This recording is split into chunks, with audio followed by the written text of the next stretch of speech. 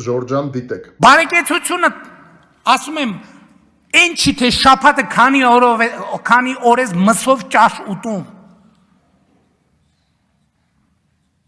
Մեր տասնյակ հարյուրավոր գյուղեր ու թաղամասեր կան, որ ասում եմ ուզում ես շաբաթը 7 օր մսով ճաշ կեր։ Դու ապրում ես աղքատության մեջ, որովհետև այդ միջավայրը աղքատ, հուսահատ, քանդված, ցեխի մեջ, աղբի մեջ կորած միջավայր է, ի վերջո պետք է հասկանաք սա։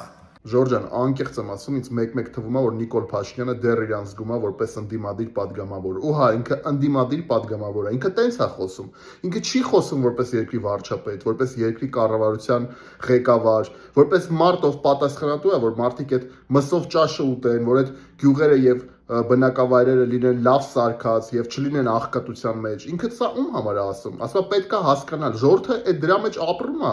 Ժողովուրդը 7 տարի ձեր իշխանության օրոք է դրա մեջ ապրում, դրանից առաջ 30 տարի ապրել է դրա մեջ։ Ու հիմա եկել եք ժողովրդին ուզում եք ասեք, հա, որ ժողովուրդը ինչ հասկանա։ Ժողովուրդը մենակ մի բան պետք է հասկանա, որ պետք է լինի պահանջատեր, որ պետք է ստիպի ձեր կառավարությանը, որ դուք կատարեք ձեր խոստումները, որով որ եկել եք իշխանության։ Իսկ հիմա դուք կանոն ասում եք մսով ճաշ, իբր թե մարդիկ մսով ճաշ ուտում են, հա,